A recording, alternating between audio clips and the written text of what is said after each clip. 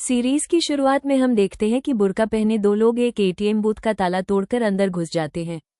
पहचान छुपाने के लिए सबसे पहले वो सीसीटीवी कैमरा पर स्प्रे मारकर उसे धुंधला कर देते हैं। फिर एटीएम से पैसे निकालने की कोशिश करते हैं, लेकिन जब कामयाब नहीं होते तो अपनी गैंग के 2 और साथियों को बुला लेते हैं। वो लोग पास ही एक पिकअप में इंतजार कर रहे होते हैं। पिकअप के साथ लगी लोहे की चेन एटीएम मशीन से बांध दी जाती है और एक जोर का झटका देते ही पूरी मशीन पैसे के साथ बाहर निकल आती है। इसके बाद सब लोग मशीन लेकर फरार हो जाते हैं। फुटपाथ पर सो रहा एक भिखारी तेज आवाज से जाग जाता है और यह सब देखकर शॉक में पड़ जाता है। अगले दिन प्रीतम अपने दादाजी के साथ पुलिस स्टेशन पहुंचता है। उनकी शिकायत होती है कि दादाजी का टेप रिकॉर्डर चोरी हो गया है, जिसमें उनकी मरहूम पत्नी की आवाज और गाने रिकॉर्ड थे। कांस्टेबल जयंत इस बात को बिल्कुल सीरियस नहीं लेता। वो कहता है कि यहाँ 28 लाख रुपये के साथ पूरी एटीएम मशीन चोरी हो गई है और आप लोग 500 रुपये के टेप रिकॉर्डर की कंप्लेंट करने आ गए हैं। लेकिन दादाजी शांत होकर कहते हैं कि दोनों चीजों को ढूंढना पुलिस की जिम्मेदारी है। जयंत उन्हें वहां से भेज देता है। प्रीतम दादाजी को टैक्सी से घर भेजने के बाद दोबारा पुलिस स्टेशन लौट आता है और जयंत को समझाता है कि उस टेप रिकॉर्डर में उसकी दादी की आखिरी आवाज रिकॉर्ड है। दादाजी हर रोज उसे सुनते हैं, उसी से बातें करते हैं, हंसते भी हैं और रोते भी हैं। उनके लिए वो सिर्फ एक पुराना टेप रिकॉर्डर नहीं, बल्कि जीने की आखिरी उम्मीद है। इसलिए उसकी कीमत किसी भी पैसों से ज्यादा है। लेकिन प्रीतम की बातों का पुलिस पर कोई असर नहीं होता। जब जयंत उसे भगाने लगता है तब प्रीतम उसका कंधा पकड़ लेता है। पुलिस इसे बदतमीजी समझकर उसे तुरंत लॉकअप में डाल देती है। कुछ देर बाद इंस्पेक्टर पेद्रो पुलिस स्टेशन पहुंचता है। एटीएम बूथ के मालिक चोरी हुए पैसे और मशीन की अपडेट लेने आए होते हैं, लेकिन पुलिस के पास अब तक कोई लीड नहीं होती। इसी दौरान लॉकअप से प्रीतम बार बार इंस्पेक्टर को आवाज लगाता है। वो कहता है कि दादाजी घर पर अकेले हैं, उनकी तबीयत भी अच्छा नहीं है। सब उसकी बातों से तंग आ जाते हैं। तब प्रीतम दावा करता है कि अगर उसे सिर्फ एक कंप्यूटर मिल जाए तो वो 15 मिनट के अंदर चोरी हुई एटीएम मशीन का पता लगा सकता है। ये सुनते ही इंस्पेक्टर पेद्रो का गुस्सा 7वें आसमान पर पहुंच जाता है। प्रीतम की बात सुनकर इंस्पेक्टर पेद्रो उसे लॉकअप से बाहर निकालता है और सीधा पुलिस स्टेशन के कंप्यूटर के सामने बिठा देता है। प्रीतम सिर्फ इतना पूछता है कि चोरी कहाँ और किस वक्त हुई थी। फिर पेद्रो उसे बता देता है कि चोरी कहाँ और किस वक्त हुई थी। उसके बाद पेद्रो अपनी सीट पर वापस आ जाता है और कहने लगता है कि ऐसे केसों को सॉल्व करना आईटी वालों के बस की बात नहीं है, क्योंकि सिर्फ कंप्यूटर के सामने बैठने से केस सॉल्व नहीं होता, उसके लिए फील्ड में जाकर इन्वेस्टिगेशन करनी पड़ती है। लेकिन कुछ ही मिनट कीबोर्ड पर काम करके प्रीतम एक रिपोर्ट प्रिंट निकाल देता है और कहता है कि इसमें उन 4 लोगों की डिटेल्स हैं जिन्होंने एटीएम चोरी की है। पुलिस स्टेशन में मौजूद लोग टेक्नोलॉजी पर ज्यादा भरोसा नहीं करते थे, इसलिए शुरू में किसी को भी प्रीतम की बात पर यकीन नहीं होता। प्रीतम रिपोर्ट में रमेश नाम के एक आदमी की फोटो दिखाकर कहता है कि चोरी के बाद एटीएम मशीन इस वक्त उसकी वेल्डिंग शॉप के अंदर छुपाई गई है। आज उसने अपनी दुकान भी बंद रखी है क्योंकि आज रमेश की शादी है। प्रीतम का अंदाजा था कि शादी के खर्च के लिए ही उसने ये चोरी की है। गूगल मैप्स और सैटेलाइट इमेजेस की मदद से उसने वेल्डिंग शॉप की लोकेशन भी निकाल ली थी। सच्चाई जांचने के लिए पुलिस तुरंत उस लोकेशन पर पहुंचती है। दुकान का ताला तोड़कर अंदर जाते ही उन्हें सबसे पहले वही बुर्का मिलता है जो चोरी के वक्त पहना गया था। थोड़ी और तलाशी लेने पर कपड़े से ढकी हुई एटीएम मशीन भी मिल जाती है, लेकिन उसमें एक भी रुपया नहीं होता क्योंकि पैसे पहले ही निकाल लिए गए थे। इसके बाद पुलिस रमेश के घर पहुंचती है, जहां उसकी बारात निकलने वाली होती है। पुलिस को देखते ही सब लोग भागने लगते हैं, लेकिन कुछ ही देर में सब पकड़े जाते हैं। रमेश भी एक औरत का दुपट्टा ओढ़कर भीड़ में छुपने की कोशिश करता है, लेकिन इंस्पेक्टर पेद्रो उसे भी पहचानकर गिरफ्तार कर लेता है। सभी आरोपियों को पुलिस स्टेशन लाकर लॉकअप में डाल दिया जाता है। प्रीतम की बुद्धिमत्ता देखकर पेद्रो काफी इम्प्रेस हो जाता है। वो उससे पूछता है कि उसने इतनी जल्दी सब कुछ कैसे पता लगा लिया। प्रीतम कहता है कि पहले उसे घर जाना है क्योंकि उसके दादाजी अकेले हैं। पेद्रो खुद जीप से उसे घर छोड़ने निकल पड़ता है और रास्ते में फिर वही सवाल पूछता है। तब प्रीतम बताता है कि इतनी बड़ी एटीएम मशीन 2 लोग मिलकर नहीं चुरा सकते, इसमें कम से कम 3 या 4 लोग जरूर शामिल होंगे, और जब इतने लोग एक साथ काम करते हैं तो चोरी के दौरान उनके बीच फोन पर बात होना भी तय होता है। इसलिए उसने उस वक्त उस एरिया के मोबाइल टावर का डेटा हैक करके देखा। उस समय टोटल 25 फोन कॉल्स हुई थी, लेकिन उनमें से सिर्फ एक कॉल ऐसी थी जो उसी एरिया के अंदर हुई थी। उसी कॉल से उसने गैंग के मेंबर्स की डिटेल्स और उनकी लोकेशन ट्रेस कर ली। फिर सोशल मीडिया पर उनके नाम सर्च करने पर पता चला कि उन 4 दोस्तों में से एक की आज शादी है। तब उसे पूरा यकीन हो गया कि शादी का खर्च निकालने के लिए ही यह चोरी की गई थी। प्रीतम की इंटेलिजेंस देखकर पेद्रो उससे पूछता है कि वो करता क्या है। प्रीतम मुस्कुरा कर बताता है कि वो वैक्यूम क्लीनर इंजीनियर है। पहले एक आईटी कंपनी में काम करता था, लेकिन अब जॉब छोड़ चुका है। इससे ज्यादा वो कुछ नहीं बताता। घर पहुंचने पर प्रीतम इंस्पेक्टर पेद्रो से सिर्फ एक रिक्वेस्ट करता है कि उसके दादाजी का चोरी हुआ टेप रिकॉर्डर भी ढूंढ दे। पेद्रो उससे वादा करता है कि वो उसे जरूर ढूंढ निकालेगा। प्रीतम को घर छोड़कर जैसे ही पेद्रो वापस मुड़ता है, उसके पास डीआईजी का फोन आता है। उसे बताया जाता है कि मंत्री के घर में चोरी हो गई है और उसे तुरंत वहां पहुंचना होगा। पेद्रो बिना देर किए मिनिस्टर के घर पहुंचता है। वहां जाकर उसे पता चलता है कि मंत्री जी की पत्नी का मोबाइल फोन चोरी हो गया है। घर वालों का मानना था कि चोर बेडरूम की खिड़की से अंदर घुसा था। मंत्री के घर से सिर्फ मोबाइल फोन ही गायब हुआ था और कुछ भी चोरी नहीं हुआ। ये देखकर इंस्पेक्टर पेद्रो को शक होता है। वो कहता है कि अगर चोर का मकसद सिर्फ मोबाइल चोरी करना होता तो किसी आम आदमी या टूरिस्ट का फोन चुरा लेता। इतनी सिक्योरिटी, सीसीटीवी कैमरे और गार्ड से घिरे मंत्री के घर में घुसने का कोई मतलब ही नहीं बनता। इसलिए पेद्रो को लगता है कि मोबाइल घर के अंदर ही कहीं खो गया है। इसी दौरान मंत्री का छोटा बेटा विनी खेलते हुए वहां आता है।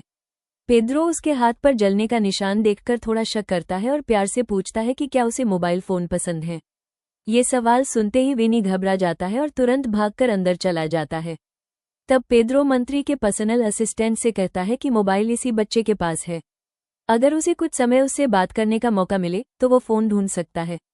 लेकिन जब ये बात मंत्री और उनकी पत्नी तक पहुंचती है तो दोनों बहुत गुस्सा हो जाते हैं। उन्हें लगता है कि पेद्रो बिना वजह इतने छोटे बच्चे पर इल्जाम लगा रहा है। बात को और न बढ़ाते हुए पेद्रो चुपचाप वहां से निकल जाता है। जाने से पहले वो सिर्फ चोरी हुए मोबाइल का मॉडल और कलर जान लेता है। उसके बाद पेद्रो मार्केट जाकर बिल्कुल उसी मॉडल और कलर का एक नया मोबाइल खरीद लेता है। फिर लॉकअप से रमेश को बाहर निकालकर कहता है कि उसे मोबाइल चोरी का जुर्म भी अपने सिर लेना होगा।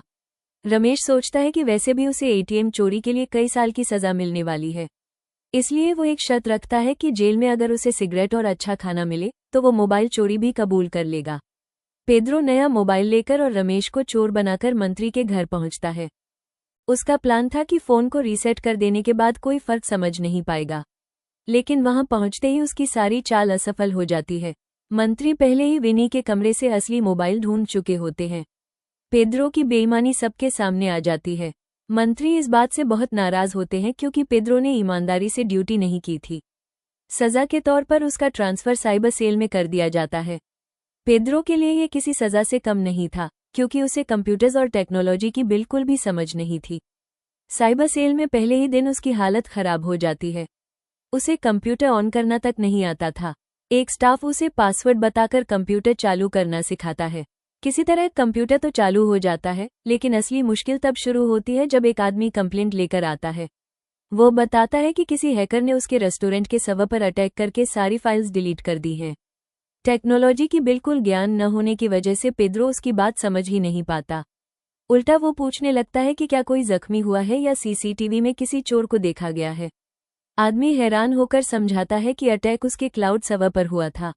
यहाँ कोई सामने आकर चोरी नहीं करता, सब हैकिंग के जरिए होता है। लेकिन पेद्रो और भी कंफ्यूज हो जाता है। गुस्से में वो कहता है, क्लाउड मतलब तो बादल होता है। क्या तुम्हारी फाइल्स बादल में उड़ रही थी? ये सुनकर वो आदमी भी गुस्सा हो जाता है और सबके सामने पेद्रो को खरी खोटी सुना देता है।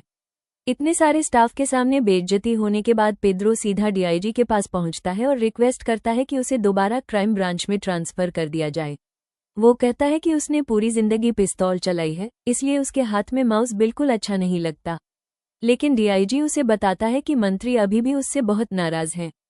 डीआईजी पेद्रो से कहता है कि जब तक मंत्री का गुस्सा ठंडा नहीं होता तब तक उसका ट्रांसफर मुमकिन नहीं है। हाँ, वो एक मौका जरूर देता है। अगर पेद्रो 2 या 3 साइबर केस सॉल्व कर दे तो वो खुद मंत्री से बात करके उसे दोबारा क्राइम ब्रांच में वापस लाने की कोशिश करेगा। ये सुनकर पेद्रो को उम्मीद की एक नई किरण नजर आती है। वो सोचता है कि चाहे उसे टेक्नोलॉजी की समझ न हो, लेकिन जरूरत पड़ी तो प्रीतम की मदद लेकर हर केस सॉल्व कर लेगा। इसी सोच के साथ पेद्रो सीधा प्रीतम के घर पहुंचता है। सबसे पहले वो उसका दिल जीतने के लिए झूठ बोलता है कि उसके दादाजी का चोरी हुआ टेप रिकॉर्डर ढूंढने के लिए 3 कांस्टेबल दिन रात मेहनत कर रहे हैं। ये सुनकर प्रीतम खुश हो जाता है। तब पेद्रो अपनी असली बात बताता है और कहता है कि जैसे उसने पहले एटीएम वाला केस सॉल्व किया था, वैसे ही अब उसे और 3 केसों में मदद करनी होगी। प्रीतम किसी भी मुश्किल में फिर से पड़ना नहीं चाहता था, इसलिए वो सीधा मना कर देता है। लेकिन पेद्रो उसे धमकी देता है कि अगर उसने मदद नहीं की तो उसके दादाजी का टेप रिकॉर्डर कभी नहीं मिलेगा। मजबूरन प्रीतम मान जाता है। पेद्रो खुशी खुशी घर लौट आता है।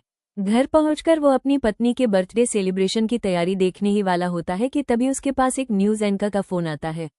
वो बताती है कि किसी अनजान आदमी ने उसे एक ईमेल भेजा है। ईमेल में लिखा था कि आज रात ठीक 11:59 बजे वो अपनी पत्नी और उसके प्रेमी को गोली मारकर हमेशा के लिए खत्म कर देगा। इसके बाद वो खुद भी सुसाइड कर लेगा। मरने से पहले वो रिसेप्शन पर एक सुसाइड लेटर छोड़कर जाएगा और चाहता है कि अगले दिन न्यूज़ में वो लेटर पढ़कर सुनाया जाए, ताकि दुनिया समझ सके कि वो बुरा इंसान नहीं था। न्यू ईयर शुरू होने में सिर्फ 5 घंटे बचे थे। इतने कम वक्त में उस आदमी को ढूंढना बहुत मुश्किल था। पेद्रो को समझ नहीं आ रहा था कि कहाँ से शुरू करे। आखिरकार वो तुरंत प्रीतम को फोन करता है। पहले तो प्रीतम आने से मना कर देता है, लेकिन जैसे ही पेद्रो बताता है कि वो आदमी सिर्फ 2 लोगों का खून ही नहीं करेगा बल्कि खुद भी सुसाइड कर लेगा, प्रीतम के पुराने जख्म ताज़ा हो जाते हैं और वह मदद के लिए तैयार हो जाता है। उधर ईमेल भेजने वाला आदमी अपनी बंदूक लेकर घर से निकलने की तैयारी कर रहा होता है। वो अपनी माँ और बेटे से आखिरी बार मिलकर उनसे अलविदा कहता है और फिर अपने खतरनाक इरादे को पूरा करने के लिए घर से निकल पड़ता है।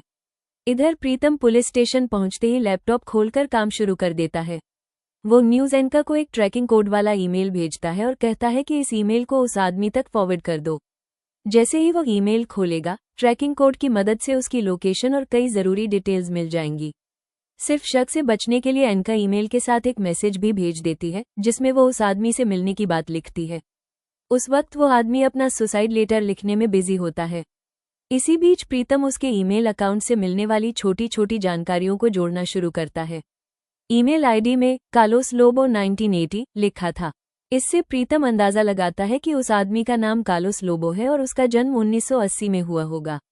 ईमेल में उसने लिखा था कि वो अपनी पत्नी और उसके प्रेमी को गोली से मारेगा। इसका मतलब था कि उसे गोली चलाने की ट्रेनिंग है।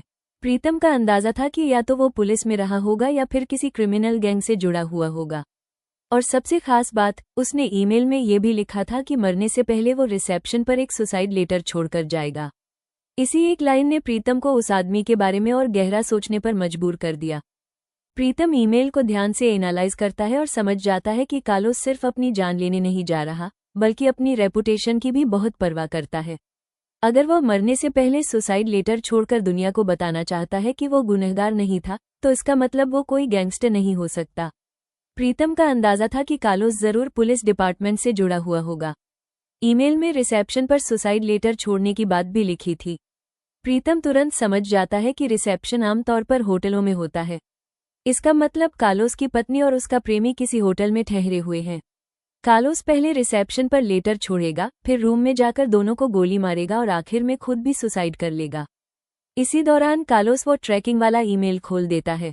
जैसे ही ईमेल ओपन होता है, प्रीतम को उसकी लोकेशन और मोबाइल की सारी डिटेल्स मिल जाती हैं। थोड़ी ही देर में वो पता लगा लेता है कि कार्लोस असल में पुलिस का एक सब इंस्पेक्टर है। इतना ही नहीं, वो कार्लोस की पत्नी और उसके प्रेमी का नाम भी निकाल लेता है। जब पुलिस उस प्रेमी, नितिन, के रिकॉर्ड्स चेक करती है, तो पता चलता है कि उसके नाम पर होटल में एक रूम बुक है। ये जानते ही पेद्रो और प्रीतम बिना वक्त गंवाए उस होटल की तरफ निकल पड़ते हैं। लेकिन वहां पहुंचने में अभी भी कुछ मिनट बाकी थे, इसलिए वो रिसेप्शन पर फोन करके वार्निंग देने की कोशिश करते हैं।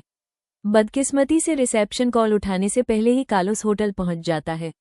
वो अपना सुसाइड लेटर रिसेप्शन पर छोड़ देता है और रूम नंबर पूछकर सीधा लॉबी की तरफ बढ़ने लगता है।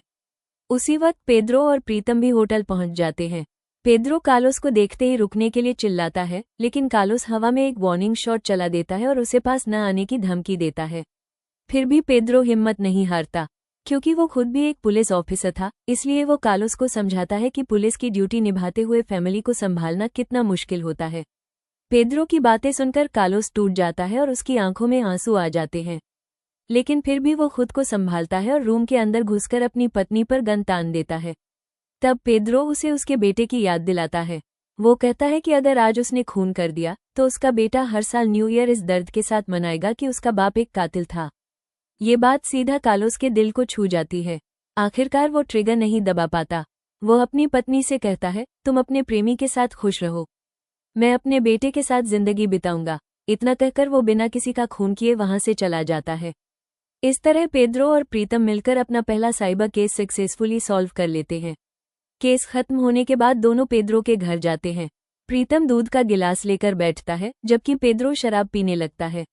तभी पेद्रो की पत्नी स्टेसी बाहर आती है और दोनों के बीच झगड़ा शुरू हो जाता है। स्टेसी का गुस्सा इस बात पर था कि पेद्रो अपने बेटे के बर्थडे पर भी घर नहीं आया। उसके लिए ड्यूटी ही सब कुछ थी।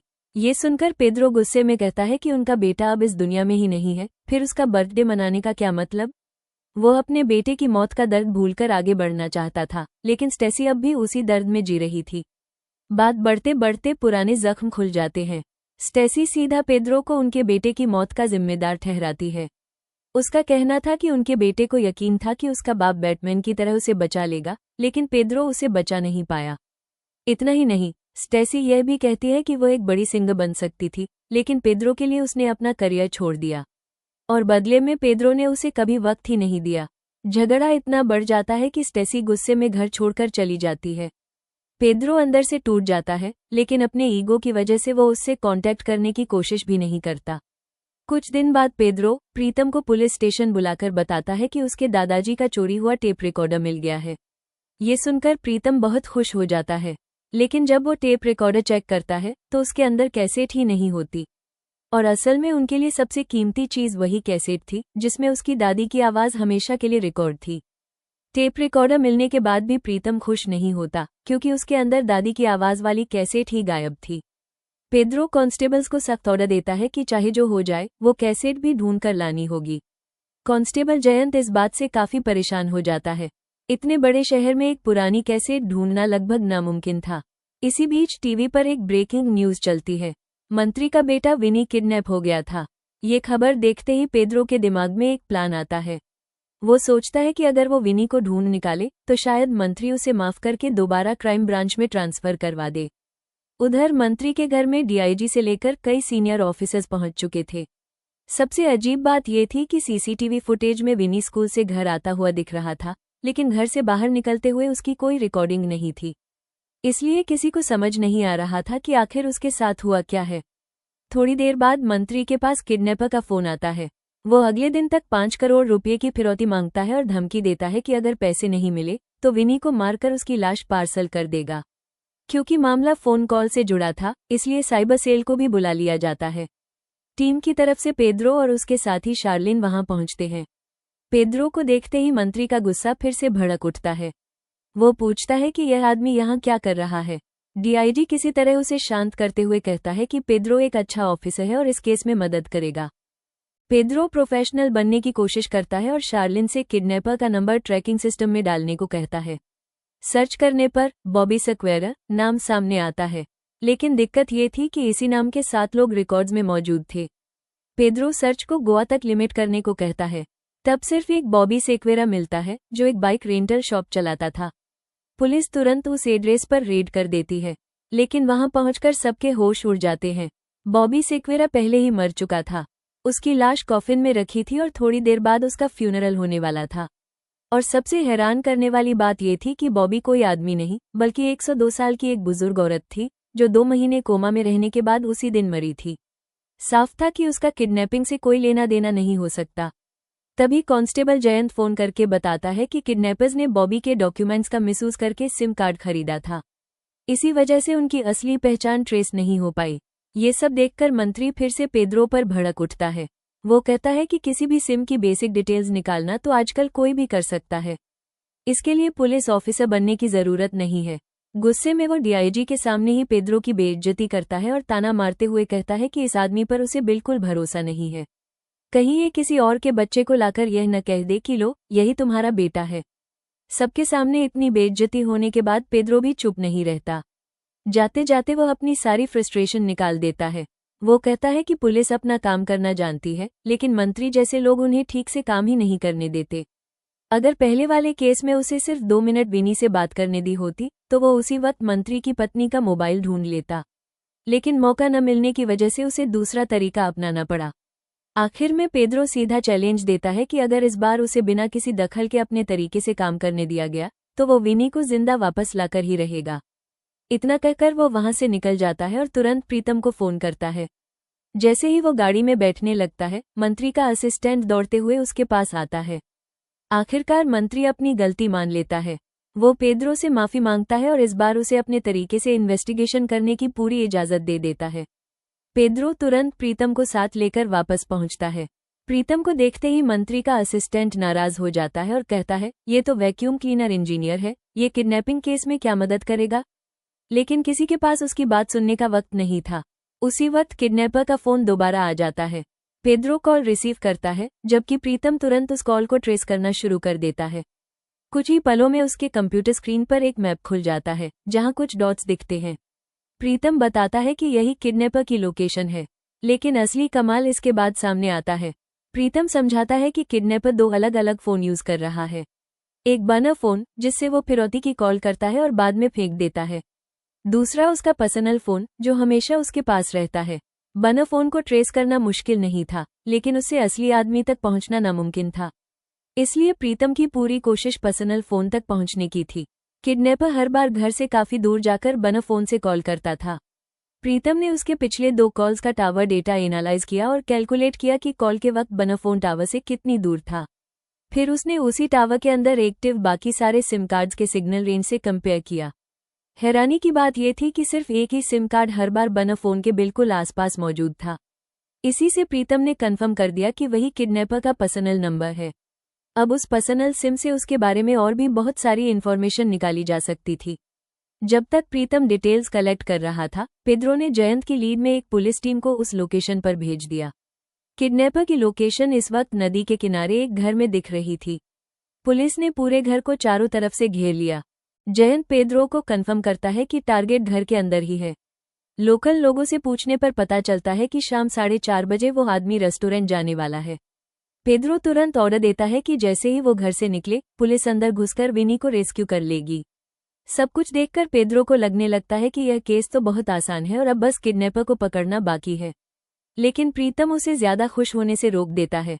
वो बताता है कि फोन रिकॉर्ड्स चेक करते वक्त उसे एक और शॉकिंग बात पता चली है।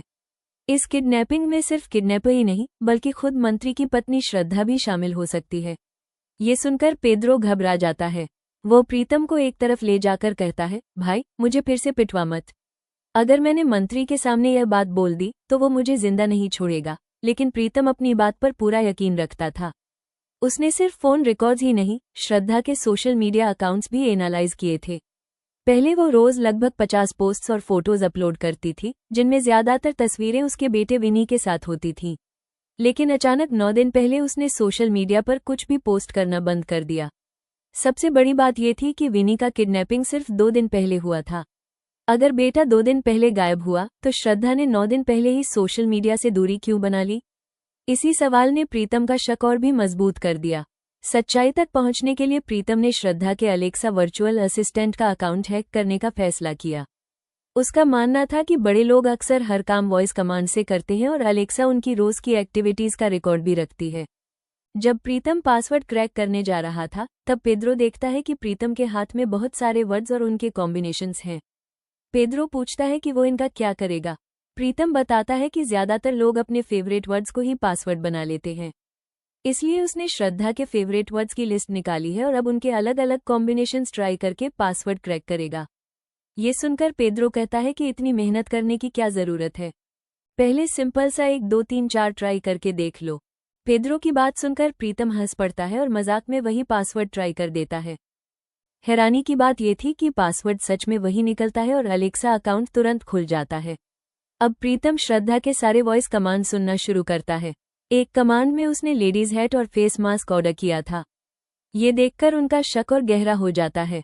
फिर एक और वॉइस कमांड मिलती है, जिसमें श्रद्धा पूछ रही थी कि फैशन डिजाइन इंस्टीट्यूट से अगामोड़ा शेख रिजॉर्ट तक बस से कैसे जाया जाता है। बस यही बात सबसे ज्यादा सस्पिशियस थी।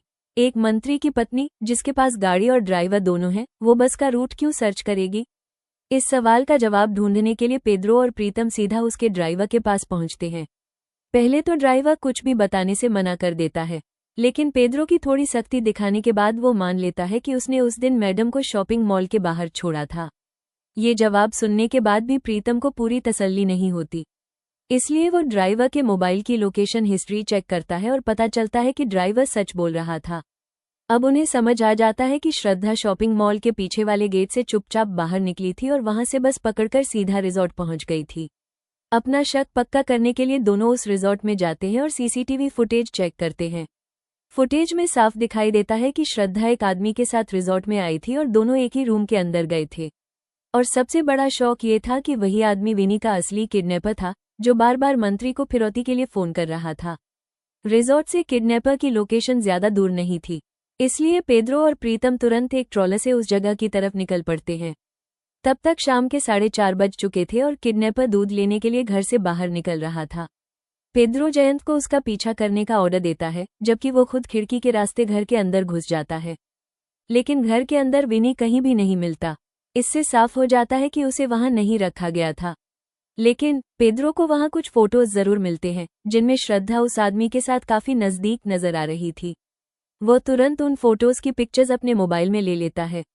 इसी बीच किडनैपर वापस लौटने लगता है, इसलिए पेद्रो खिड़की से कूदकर वहां से बच निकलता है। इसके बाद पेद्रो सीधा श्रद्धा के पास पहुंचता है और पूछता है कि उसने अपने ही बेटे का किडनैपिंग ड्रामा क्यों रचाया। पहले तो श्रद्धा अनजान बनने की कोशिश करती है, लेकिन जैसे ही पेद्रो उसके सामने रिजॉर्ट वाली फोटोज रख देता है, वो टूट जाती है और सारी सच्चाई बता देती है। श्रद्धा बताती है कि कॉलेज के दिनों में उसका उस आदमी के साथ अफेयर था। बाद में वो जेल चला गया और उसने मंत्री से शादी कर ली। जेल से बाहर आने के बाद वो दोबारा उसकी जिंदगी में लौट आया और उसे रिजॉर्ट में मिलने के लिए मजबूर करने लगा। रिजॉर्ट में उसने श्रद्धा से 5 करोड़ रुपये मांगे, लेकिन श्रद्धा ने साफ कह दिया कि उसके पास इतने पैसे नहीं हैं। उसने ये भी बताया कि उसका पति मंत्री जरूर है, लेकिन कभी भी गैर कानूनी तरीके से पैसा नहीं कमाता। जब श्रद्धा ने पैसे देने से मना कर दिया, तब उस आदमी ने विनी के किडनैपिंग का प्लान बनाया।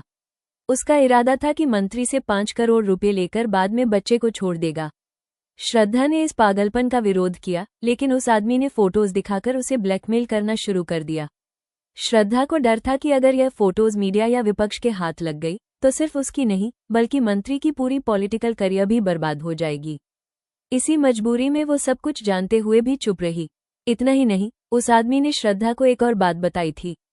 उसने कहा था कि उसके साथ एक बहुत ही जीनियस हैकर काम कर रहा है, जो साइबर साइट की पूरी जिम्मेदारी संभालेगा और उन्हें कभी पकड़े जाने नहीं देगा। पेद्रो श्रद्धा से पूछता है कि क्या वो उस जीनियस हैकर के बारे में कुछ जानती है। श्रद्धा बताती है कि वो नहीं जानती। इसी दौरान हमें उस हैकर को दिखाया जाता है। वो एक होटल में बैठा हुआ था और तनेजा नाम के एक बिजनेसमैन का इंतजार कर रहा था। जैसे ही तनेजा अपनी गाड़ी से उतरता है, उस हैकर ने अपने लैपटॉप पर उसकी ईमेल आईडी डालकर फॉरगॉट पासवर्ड का ऑप्शन क्लिक कर देता है। फिर वो फोन पर बात करने का नाटक करते हुए तनेजा के पास दौड़कर जाता है और घबराहट भरी एक्टिंग करते हुए कहता है कि उसके पिता को हार्ट अटैक आ गया है।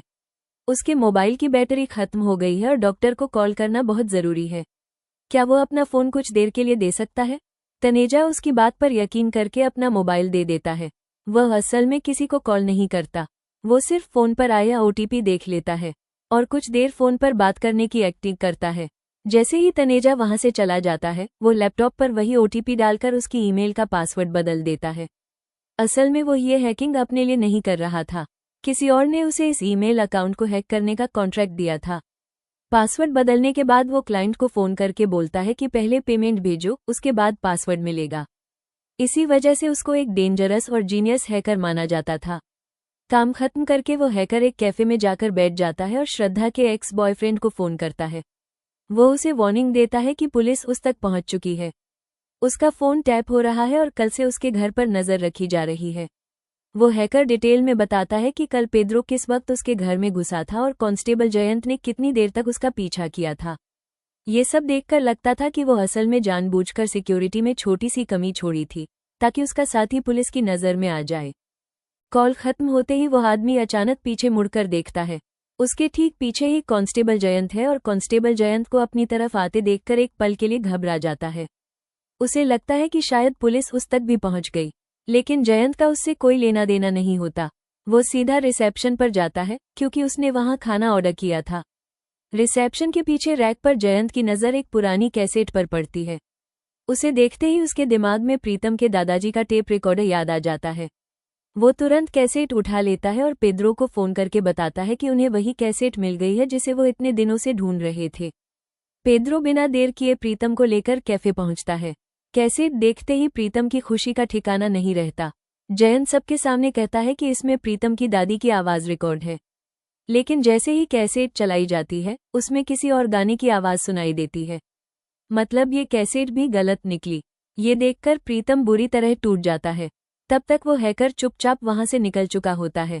पुलिस फिर से विनी के किडनैपिंग केस पर ध्यान देने लगती है। प्रीतम घर के वाईफाई यूसेज चेक करता है और पता लगता है कि सबसे ज्यादा इंटरनेट विनी के रूम से इस्तेमाल हुआ था। इसी बीच घर का एक नौकर बताता है कि विनी मोबाइल पर एक लिजर्ड गेम खेलता था। वो फोन लेकर पूरे घर में घूमता रहता था और स्क्रीन पर दिखने वाली छिपकलियों को मारने की कोशिश करता था। ये सुनने के बाद प्रीतम और पेद्रो सीधा मंत्री और श्रद्धा के पास जाते हैं और पूछते हैं कि क्या स्कूल से कभी कंप्लेंट आई थी कि विनी क्लास में सो जाता है। उन्हें लगता था कि विनी रात भर गेम खेलता होगा, इसलिए स्कूल में नींद आना नॉर्मल बात है। सब लोग हैरान थे कि गेम खेलने और स्कूल में सोने का किडनैपिंग से क्या कनेक्शन हो सकता है। तब प्रीतम अपनी थ्योरी बताता है। उसका मानना था कि विनी को किसी आम क्रिमिनल ने नहीं, बल्कि एक साइबर क्रिमिनल ने किडनैप किया है। प्रीतम बताता है कि विनी को किसी आम गेम ने नहीं, बल्कि एक साइबर क्रिमिनल ने कंट्रोल किया था। उस लिजर्ड गेम के जरिए उससे पूरे घर के हर कोने में घूमने के लिए कहा गया। इस तरह हैकर ने धीरे धीरे घर का पूरा लेआउट समझ लिया। प्रीतम का मानना था कि किडनैपर के पास घर के सीसीटीवी कैमरों का भी एक्सेस था। इसी वजह से उसने विनी को ऐसा रास्ता दिखाया जहां से वो कैमरों में आए बिना घर से बाहर निकल सका। सच्चाई तक पहुंचने के लिए प्रीतम विनी का लैपटॉप देखना चाहता है। श्रद्धा उसे लैपटॉप लाकर देती है, लेकिन उसमें पासवर्ड लगा होता है। पासवर्ड का पता लगाने के लिए प्रीतम स्कूल में विनी के सबसे करीबी दोस्तों के बारे में पूछता है। पेद्रो का कहना था कि उस बच्चे को लाओ जो क्लास में विनी के साथ सोता था। शायद वही उसका पासवर्ड जानता होगा, क्योंकि दोनों रात भर साथ में गेम्स खेलते होंगे। पुलिस उस बच्चे को लेकर आती है, लेकिन वो कुछ भी बताने को तैयार नहीं होता। चाहे उसे कितना भी खाना खिला दो, वो सिर्फ खाने के लिए ही मुंह खोलता था। इतना बदतमीज था कि उसने मंत्री को भी मिडिल फिंगर दिखा दी। तब पेद्रो गुस्से में मजाक करते हुए उसे डराता है और कहता है कि अगर अभी पासवर्ड नहीं बताया तो तेरा हिसाब अभी कर देता हूँ। डर के मारे बच्चा तुरंत विनी का लैपटॉप पासवर्ड बता देता है। लैपटॉप खुलते ही सबसे बड़ा राज सामने आता है। विनी काफी दिनों से ब्लू व्हेल गेम खेल रहा था। उसके माँ बाप को इस बारे में जरा भी पता नहीं था। प्रीतम सबको समझाता है कि ब्लू व्हेल एक खतरनाक गेम है, जिसे एक रूसी डेवलपर ने बनाया था। उसकी सोच थी कि बच्चों को धीरे धीरे सुसाइड की तरफ धकेल देना चाहिए। गेम की शुरुआत छोटे छोटे टास्क से होती है, फिर धीरे धीरे टास्क्स और भी डेंजरस बन जाते हैं, जैसे किसी जानवर को मारना, पड़ोसी की चीजें बर्बाद करना या आग लगाना। और आखिर में गेम का फाइनल टास्क होता है सुसाइड करना। ये बात सुनकर पेद्रो को अपने बेटे की याद आ जाती है। उसका बेटा भी इसी तरह एक कुएं में कूदकर अपनी जान दे चुका था। मंत्री हैरान होकर पूछता है कि बच्चे इतना सब जानते हुए भी ऐसे गेम्स क्यों खेलते हैं। प्रीतम बताता है कि गेम इंस्टॉल करते वक्त यह ऐप्स कैमरा, माइक्रोफोन और स्टोरेज जैसी लगभग सारी परमिशंस ले लेते हैं। उसके बाद जब कोई बच्चा या टीनेजर मोबाइल या लैपटॉप ऑन छोड़कर प्राइवेट काम करता है या किसी से पर्सनल बातें शेयर करता है, तो ऐप चुपके से उनकी रिकॉर्डिंग्स और डेटा इकट्ठा कर लेता है। बाद में उन्हीं चीजों से ब्लैकमेल करके उन्हें अपनी बात मानने पर मजबूर किया जाता है। प्रीतम को शक होता है कि विनी भी इसी तरह के साइबर ब्लैकमेल का शिकार बना था। लेकिन एक और खतरनाक बात सामने आती है। ब्लू व्हेल गेम के जरिए उस हैकर को विनी के लैपटॉप का रिमोट एक्सेस मिल चुका था। इसलिए जैसे ही प्रीतम लैपटॉप ऑन करता है, वो हैकर अपनी स्क्रीन पर सब कुछ देख लेता है। प्रीतम को देखते ही वो एक पल के लिए चौंक जाता है, जैसे उसके पुराने किसी दर्द की याद ताज़ा हो गई हो। फिर भी वो चुपचाप उनकी हर हरकत देखने लगता है। प्रीतम लैपटॉप में कुछ वीडियोस दिखाता है। उन वीडियोस में विनी को रात के अंधेरे में किचन से खाना चुराते, कुक को डराते और अपनी मां के मोबाइल से गेम डिलीट करते देखा जा सकता था। यानी शुरुआत सिर्फ छोटी मोटी शरारतों से हुई थी। वीडियो देखते देखते अचानक प्रीतम को एहसास होता है कि शायद हैकर उन्हें देख रहा है। तभी वो तुरंत लैपटॉप बंद कर देता है। लेकिन कुछ ही पल बाद वो हैकर श्रद्धा के मोबाइल पर कॉल करता है। श्रद्धा स्पीकर ऑन करती है और वो कहता है कि लैपटॉप बंद करने से कुछ नहीं होगा, क्योंकि वो अभी भी उनकी हर हरकत देख सकता है। फिर वो हैकर कमरे के अंदर रखी एक चीज का बिल्कुल सही बयान देने लगता है।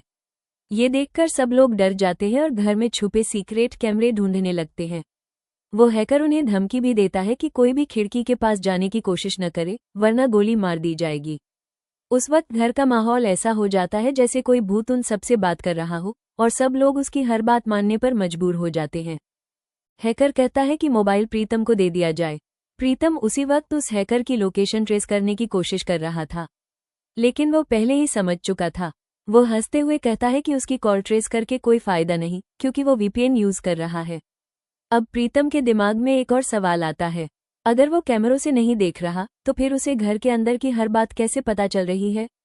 इसका सच जानने के लिए प्रीतम उसकी परीक्षा लेने का फैसला करता है। प्रीतम रूम के बीच में खड़ा होकर पूछता है, बताओ मैं अभी कहाँ खड़ा हूँ? वो बिना सोचे तुरंत सही जवाब दे देता है। फिर प्रीतम सोफे पर बैठ जाता है और दोबारा वही सवाल पूछता है। इस बार वो थोड़ा उलझ जाता है और एग्जैक्ट पोजीशन नहीं बता पाता। प्रीतम फिर पूछता है कि मोबाइल उसके दाएं हाथ में है या बाएं हाथ में। वह हैकर इसका भी जवाब नहीं दे पाता।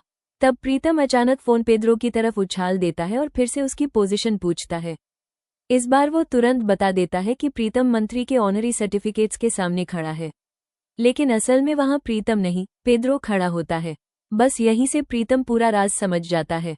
वो सबको बताता है कि वो हैकर उन्हें देख नहीं रहा। उसने लिजर्ड गेम के जरिए पहले ही घर की हर दीवार और हर रूम की फोटोज कलेक्ट कर ली थी।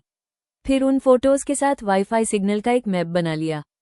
अब वो सिर्फ वाईफाई सिग्नल की स्ट्रेंथ देखकर अंदाजा लगा रहा था कि घर में कौन किस जगह खड़ा है। इस तरह उस हैकर का भूत जैसा सब देखने वाला राज खुल जाता है। वो हैकर ताली बजाकर उसकी तारीफ करता है, लेकिन अगले ही पल वो प्रीतम को उसके असली नाम से बुला देता है, कबीर साहनी। ये नाम सुनते ही प्रीतम का चेहरा सफेद पड़ जाता है, जैसे कोई पुराना जख्म दोबारा हरा हो गया हो। वो बिना कुछ कहे तुरंत घर लौट जाता है और अपना सारा सामान बांधने लगता है। वो अपने दादाजी से सच नहीं बोलता। वो बोलता है कि दादाजी और वो घूमने जा रहे हैं। तभी बालकनी की तरफ से किसी चीज के गिरने की आवाज आती है। बाहर जाकर देखता है तो एक पेनड्राइव पड़ी होती है। जैसे ही वो उसे कंप्यूटर में लगाता है, उस हैकर की आवाज सुनाई देती है। वो बताता है कि वो पिछले 3 साल से कबीर को ढूंढ रहा था। नाम, पता और शहर बदल देने की वजह से वो कभी उस तक पहुंच नहीं पाया, लेकिन आज किस्मत से उसे प्रीतम मिल गया। फिर वो हैकर स्क्रीन पर एक लाइटहाउस की वीडियो दिखाता है, जैसे किसी पुरानी घटना की याद दिला रहा हो। उसके बाद वो प्रीतम को एक हॉस्पिटल जाने के लिए कहता है। दूसरी तरफ पेद्रो घर लौटकर अपने मर चुके बेटे का लैपटॉप ऑन करता है। उसमें भी ब्लू वेल गेम इंस्टॉल मिला। अब पेद्रो को समझ आ जाता है कि उसका बेटा भी इसी खतरनाक गेम का शिकार बना था। सीन फिर से प्रीतम पर लौट आता है और प्रीतम बिना देरी किए हॉस्पिटल पहुंच जाता है। अंदर जाते ही उसके मोबाइल पर एक रूम नंबर का मैसेज आता है। वो सीधा उस रूम में चला जाता है। असल में वो हैकर भी उसी हॉस्पिटल में मौजूद था। वो बस सामने से प्रीतम को देखना चाहता था। रूम के अंदर प्रीतम एक महिला पेशेंट को देखता है। वो जिंदा तो थी, लेकिन बिल्कुल बेजान सी पड़ी हुई थी। जैसे ही प्रीतम उसका नाम पढ़ता है, उसकी आंखों से आंसू निकल आते हैं।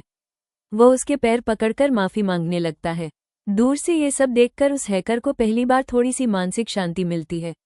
दूसरी तरफ पेद्रो ऑफिस जाकर कबीर साहनी नाम के बारे में जांच करता है, लेकिन ज्यादा जानकारी नहीं मिलती। सिर्फ इतना पता चलता है कि इसी नाम का एक लड़का कभी इंजीनियरिंग कॉलेज में पढ़ता था। पेद्रो को कबीर साहनी के बारे में सिर्फ इतनी ही जानकारी मिलती है।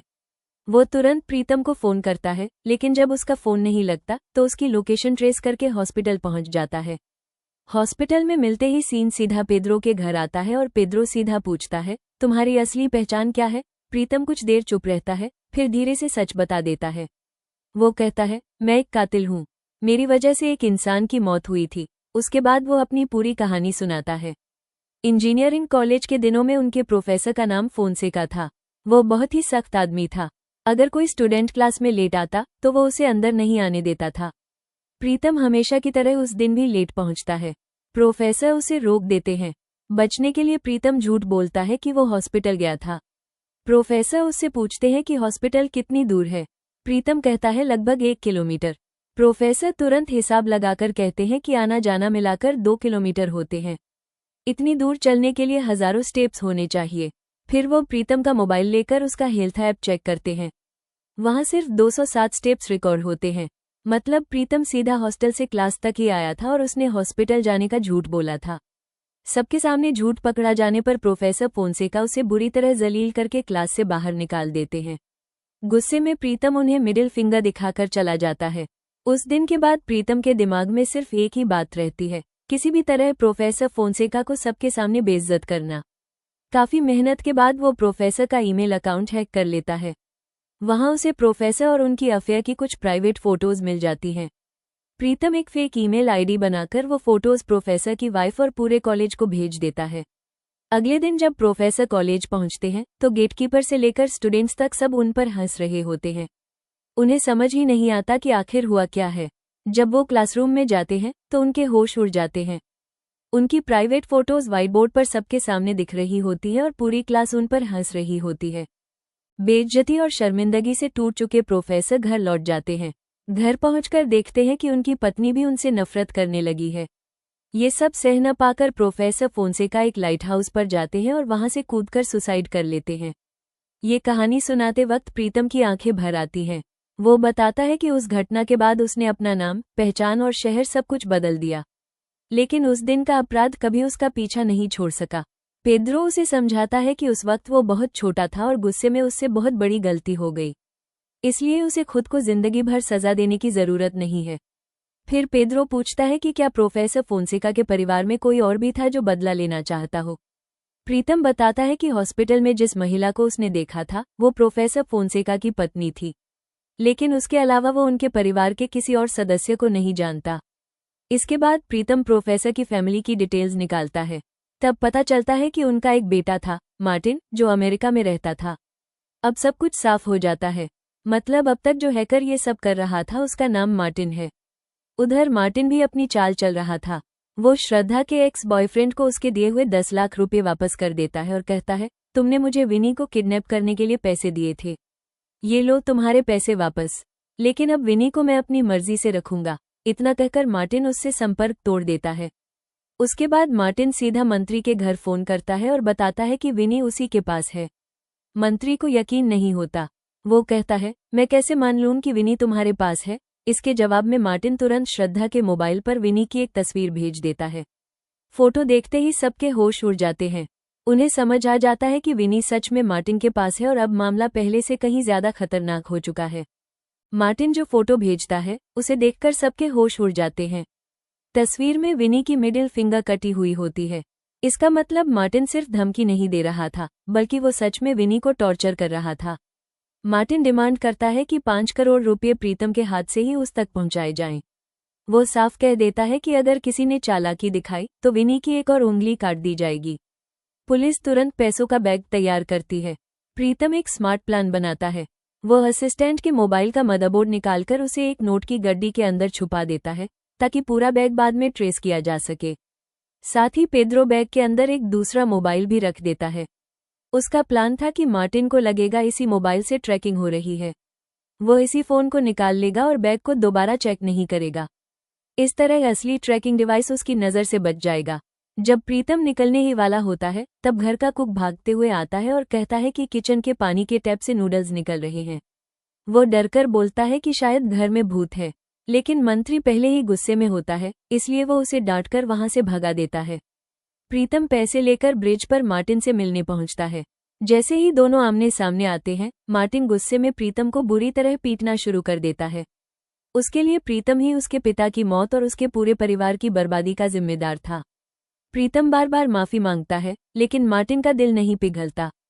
फिर मार्टिन एक और खौफनाक शर्त रखता है।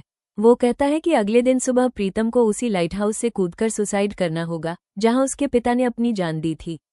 अगर प्रीतम ने ऐसा नहीं किया तो वो विनी को मार डालेगा। मार्टिन अपनी घड़ी उतारकर प्रीतम के हाथ में पहना देता है और उसमें काउंटडाउन टाइमर सेट कर देता है। पैसे लेकर जाते वक्त मार्टिन बैग के अंदर रखा मोबाइल देख लेता है। वो उसे निकाल लेता है और जाते जाते प्रीतम को जोर की लात मारकर बेहोश कर देता है। उसके बाद मार्टिन प्रीतम का मोबाइल निकालता है और पेद्रो को मैसेज भेजता है, मुझे विनी मिल गया है, मैं उसे लेकर वापस आ रहा हूँ। यह मैसेज देखकर सबको उम्मीद हो जाती है कि विनी बच गया है। मोबाइल लोकेशन भी दिखाती है कि कोई मंत्री के घर की तरफ आ रहा है। थोड़ी देर बाद एक गाड़ी आकर रुकती है। सब लोग दौड़कर उसके पास पहुंचते हैं, लेकिन गाड़ी के अंदर विनी नहीं होता। सिर्फ खून से लगा हुआ वही दूसरा मोबाइल पड़ा होता है। उधर प्रीतम को होश आता है और वो तुरंत मंत्री के घर पहुंचता है। वो पैसों के बंडल के अंदर छुपाए गए मदरबोर्ड की लोकेशन ट्रेस करता है। सिग्नल एक होटल से आ रहा होता है। पुलिस बिना वक्त गंवाए पूरी फोर्स के साथ होटल पहुंच जाती है, लेकिन होटल में लगभग 200 रूम होते हैं। इतने सारे रूम्स में मार्टिन को ढूंढना आसान नहीं था। तब प्रीतम एक नया आइडिया देता है। वो कहता है कि हर फ्लोर पर एक एक कांस्टेबल भेजो और उनसे बोलो कि हर रूम के बाहर जोर से चिल्लाएं या गाना गाएं। असल में प्रीतम ने छुपाए गए मोबाइल का ऑटो आंसर पहले ही ऑन कर दिया था। मतलब जैसे ही वो उस फोन पर कॉल करेगा, कॉल खुद ब खुद कनेक्ट हो जाएगी। अब जिस रूम के बाहर कांस्टेबल चिल्लाएगा, उसकी आवाज फोन के जरिए प्रीतम तक पहुंच जाएगी। इसी तरह वो पता लगा लेगा कि मार्टिन किस रूम में छुपा है। पुलिस बिल्कुल वैसे ही करती है। आखिरकार कांस्टेबल जयंत जब एक खास रूम के सामने से गुजरता है तो प्रीतम तुरंत पहचान लेता है कि मार्टिन इसी रूम के अंदर है। पुलिस दरवाजा तोड़कर रूम के अंदर घुस जाती है, लेकिन मार्टिन एक बार फिर उन सबसे एक कदम आगे निकल चुका होता है। वो पहले ही वहां से भाग चुका था। इतना ही नहीं, उसने पैसों के बंडल के अंदर छुपाया हुआ मदरबोर्ड भी ढूंढ लिया था। मार्टिन भागने से पहले एक आदमी की गाड़ी चुरा कर ले जाता है।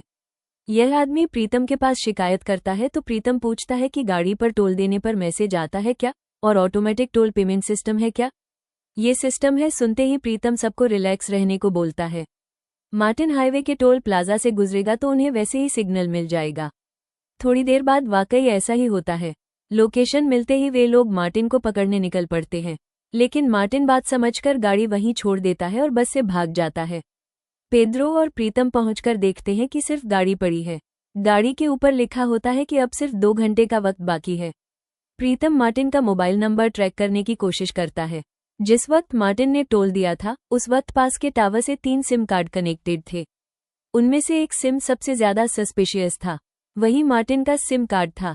प्रीतम कर्ट लोकेशन ट्रैक करके देखता है कि मार्टिन के आसपास बहुत सारे मोबाइल हैं। इससे वो समझ जाता है कि मार्टिन बस में है। वे लोग बस का पीछा करके उसे पकड़ भी लेते हैं, लेकिन इस बार भी मार्टिन उन्हें छल कर निकल जाता है। बस से उतरने से पहले मार्टिन मोबाइल एक बुढ़िया के बैग में डाल देता है। प्रीतम मोबाइल हाथ में लेते ही एक मैसेज देखता है, अब सिर्फ 1 घंटा बाकी है। मोबाइल में विनी की एक फोटो भी होती है जिसमें उसकी 2 उंगलियां कटी हुई दिख रही होती हैं। इसके बाद पेद्रो को शक होता है कि शायद मार्टिन ने जो घड़ी प्रीतम को दी थी उसमें स्पीकर लगा हुआ है, जिसके जरिए वो उनकी सारी बातें सुन रहा है। पेद्रो प्रीतम को घड़ी उतारने के लिए बोलता है और साइड में ले जाकर बात समझाता है। फिर दोनों एक प्लान बनाते हैं। प्रीतम दिखावा करेगा कि वो लाइट हाउस से सुसाइड करने जा रहा है। अपनी आंखों से यह मंजर देखने के लिए मार्टिन जरूर वहां आएगा और इसी मौके पर पेद्रो उसे गिरफ्तार कर लेगा। प्रीतम लाइट हाउस पहुंच जाता है और पेद्रो बाहर से नजर रखता है। इसी दौरान पेद्रो को एक जरूरी बात याद आती है।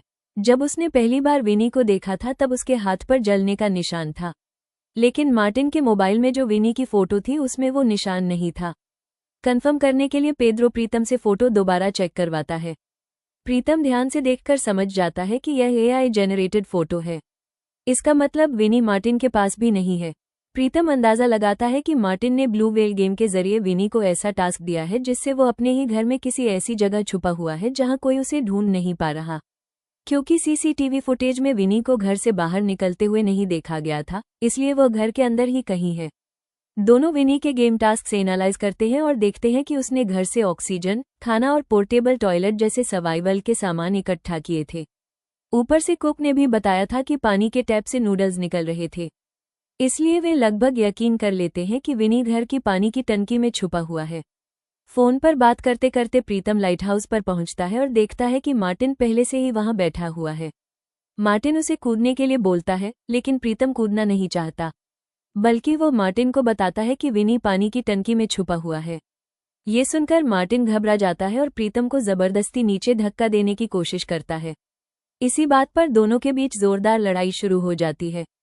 इधर पेद्रो कांस्टेबल दत्तात्रेय को फोन करके पानी की टंकी चेक करने को बोलता है। वो टंकी चेक करता है और सच में अंदर विनी को ढूंढ लेता है। विनी अंदर बैठकर काफी मजे ले रहा होता है। उधर प्रीतम और मार्टिन को लड़ते देखकर पेद्रो लाइट हाउस की तरफ दौड़ता है और मार्टिन पर गन तान देता है, लेकिन प्रीतम मार्टिन को बचाने के लिए कहता है कि यह लड़का मार्टिन नहीं है, यह कोई और है। पेद्रो समझ जाता है कि प्रीतम झूठ बोल रहा है, ये लड़का ही मार्टिन है। लेकिन जब प्रीतम इसे बचाना चाहता है तो जरूर इसके पीछे कोई वजह होगी, इसलिए पेद्रो उसे वहां से जाने का मौका दे देता है। मार्टिन भी प्रीतम के इस फैसले से काफी हैरान हो जाता है। वापस आते वक्त पेद्रो प्रीतम से पूछता है कि उसने मार्टिन को क्यों छोड़ दिया। प्रीतम बताता है कि 3 साल पहले मार्टिन एक अच्छा लड़का था। आज उसके क्रिमिनल बनने के पीछे सिर्फ प्रीतम ही जिम्मेदार है, और प्रीतम को ये यकीन है कि आज के बाद मार्टिन क्रिमिनल नहीं रहेगा, इसलिए उसने मार्टिन को सुधारने का एक मौका दिया। रास्ते में वे दोनों एक जगह रुकते हैं। यादगार के लिए प्रीतम पेद्रो से एक गाना गाने को कहता है। पेद्रो गाना गाता है और प्रीतम चुपके से उस गाने को रिकॉर्ड करके पेद्रो की बीवी के पास भेज देता है ताकि दोनों के बीच की नाराजगी खत्म हो जाए। उसके बाद वे खुशी खुशी मंत्री के घर लौट आते हैं। उन्हें लगता है कि विनी को ढूंढने की खुशी में मंत्री पेद्रो को दोबारा क्राइम डिपार्टमेंट में ट्रांसफर कर देगा, लेकिन वहां पहुंचकर देखते हैं कि कांस्टेबल दत्तात्रेय ने अकेले ही सारा क्रेडिट ले लिया है। सब लोग उसकी तारीफ कर रहे होते हैं और सबको लगता है कि विनी को उसी ने ढूंढा है। ये देखकर प्रीतम और पेद्रो उदास होकर बाहर आ जाते हैं। इसी दौरान श्रद्धा का फोन आता है। वो बताती है कि उसके एक्स ने फोन करके धमकी दी है कि अगर वो पैसा नहीं देगी तो वो उनकी फोटोज टीवी पर लीक कर देगा। इस मुसीबत से बचने के लिए प्रीतम एक प्लान बनाता है। वो पेद्रो की न्यूज एंकर दोस्त अन्ना से एक फेक न्यूज चलवाता है। न्यूज में दिखाया जाता है कि श्रद्धा वीरेंद्र सहवाग के साथ मालदीव में समय बिता रही है। असली फोटो को एडिट करके सहवाग का चेहरा लगा दिया जाता है। फिर इंटरव्यू के जरिए साबित किया जाता है कि फोटो फेक है। उसके बाद एक और एडिटेड फोटो दिखाई जाती है जिसमें संजय दत्त को श्रद्धा के साथ दिखाया जाता है। उसे भी फेक साबित कर दिया जाता है। आखिर में असली फोटो भी दिखाई जाती है, लेकिन क्योंकि उससे पहले 2 फेक फोटोज दिखाई गई थी इसलिए लोग असली फोटो को भी फेक ही मान लेते हैं।